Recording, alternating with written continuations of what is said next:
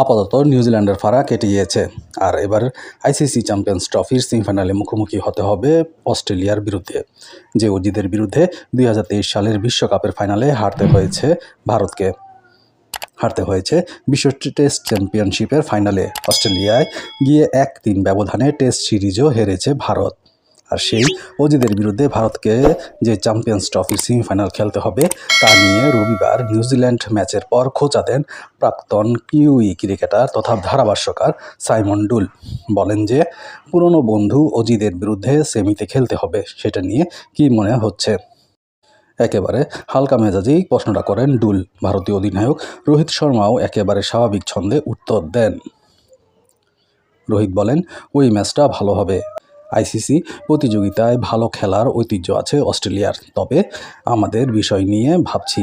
ওই নির্দিষ্ট দিনে আমরা ভালোভাবে কি করতে চাই সেটা গুরুত্বপূর্ণ, সেটা নিয়েই শুধু ভাবছি। আমরা ম্যাচটা দারুণ হবে বলে আশা করছি।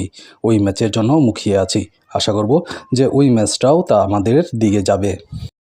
আর সেমিফাইনালে মহারণের আগে গ্রুপ লিগের শেষ ম্যাচে নিউজিল্যান্ডের বিরুদ্ধে ভালো প্রস্তুতি সেরেছে ভারত। প্রথম 2 ম্যাচে রান তাড়া করেছিল রোহিত শর্মারা। রবিবার কিউইদের বিরুদ্ধে প্রথমে ব্যাটিং করেন, তাতে যথেষ্ট চ্যালেঞ্জের মুখে পড়তে হয়েছিল তাদের। সেই চ্যালেঞ্জ সামলে 249 রান তুলে ভারত, যে রানটা সেই সময় যথেষ্ট মনে হয়নি। যদিও ভারতীয় স্পিনারদের জালে ফেসে গিয়েছে কিউইরা। 44 রানে জিতে ভারত, যে জয়টা ভারতীয় অধিনায়ককে সন্তুষ্টি দিয়েছে।